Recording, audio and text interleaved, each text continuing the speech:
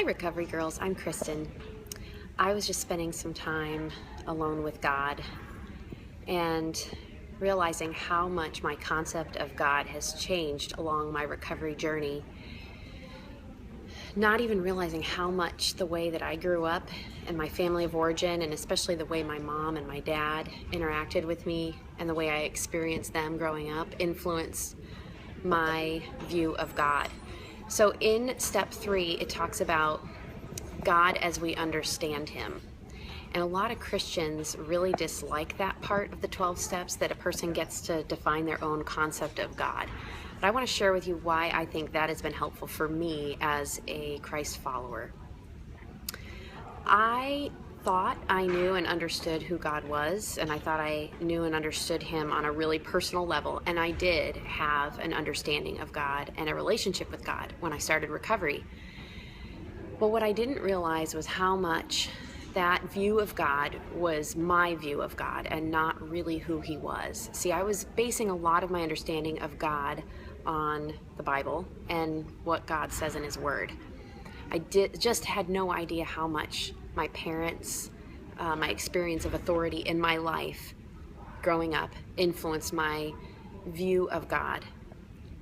And so as I have experienced my recovery journey, as I've experienced God with skin on and people around me, as I've experienced God himself in times of prayer and meditation, I've realized that I kind of needed to fire my old concept of God and allow God as he truly is to reveal himself to me. And even though my view of God has been largely shaped by my Christian faith and by my relationship with God and by the scriptures over the years, it has drastically changed. I never realized how much I thought God was looking to catch me in my errors, and I never realized how distant I really thought he was. And that's one of the gifts of recovery, is that I have realized that God is very concerned with the details of my life.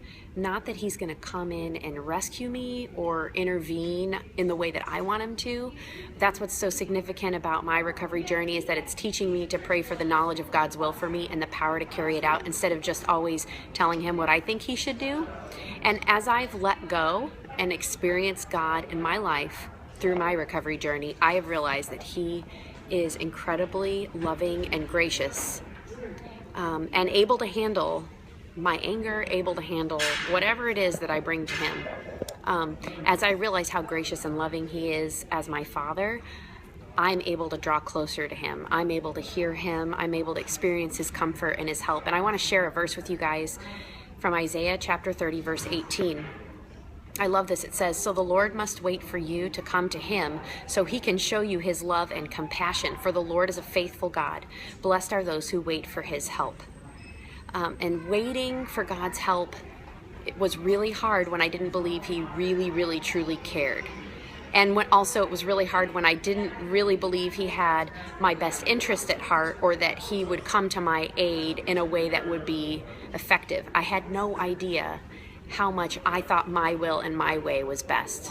And I had no idea how much my perception of God was what needed to change. When God wouldn't come through for me pre-recovery or early recovery days, I really started to question and doubt his love and his care for me. And now when things don't go my way, when difficult, painful things happen, I realize that it's my perspective that might be a little bit off, and not God and his constancy and his faithfulness and his love for me. I'm so thankful to be on this recovery journey with you. Let's keep on it together.